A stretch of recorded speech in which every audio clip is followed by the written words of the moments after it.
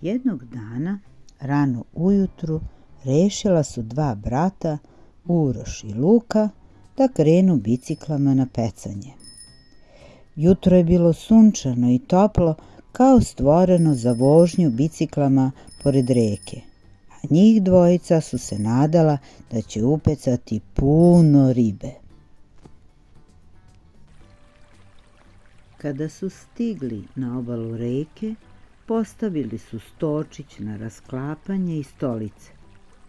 Sa sobom su poneli mamce za ribice, crviće i gliste. Zabacili su pecaljke i čekali da se neka ribica upeca na udicu. A za dobar ulov važno je strpljenje i tišina. Dok su tako sedeli pored svojih pecaljki, ugledali su jednog plavog leptira koji je leteo iznad površine vode, žabice koje su kreketale i rodu koja ih je lovila kao plen jer joj je to hrana.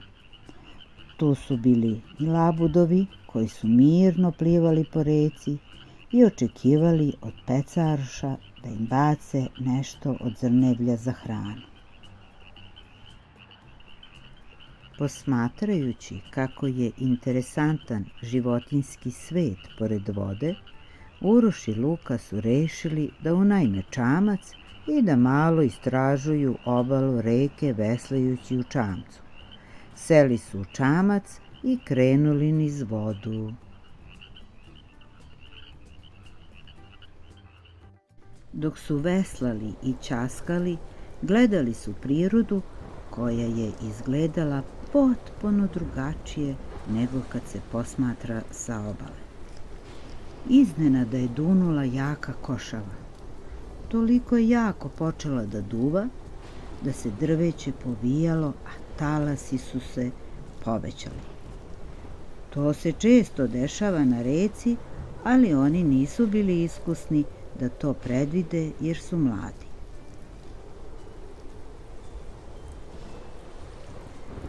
Vetar je počeo sve jače da duva, a talasi su bili sve veći i u jednom trenutku čamac se prevrnuo i deca su poskakala u reku.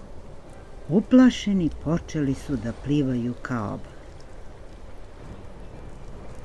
Uroš i Luka su kao mali išli u školu plivanja i bili su odlični plivači. Ono što je bilo pametno, a verovatno ih je i to spaslo, je veslanje blizu obale. Dok su plivali, ugledali su jednu granu, brzo su se uhvatili za nju, a reka je bila brza i čamac i vesla su otišla niz reku.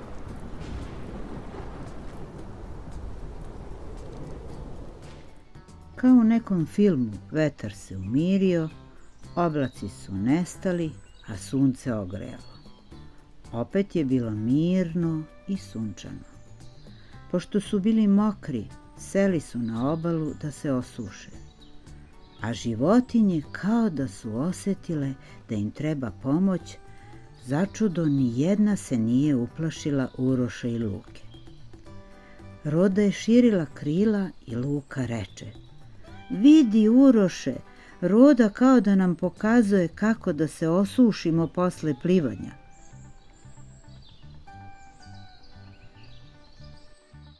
Kada su se osušili, krenuli su ka svojim biciklama. Sunce je bilo na zalasku i vreme je bilo da se vrate kući.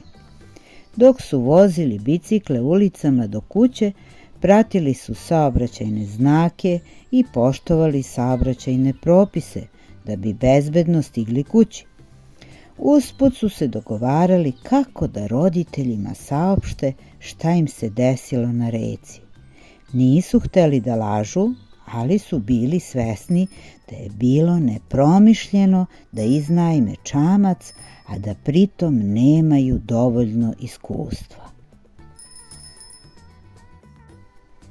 Stigavši kući, roditelji su ih dočekali zabrinuti jer su videli da je bilo nevreme i strepili su kako su se dečaci snašli.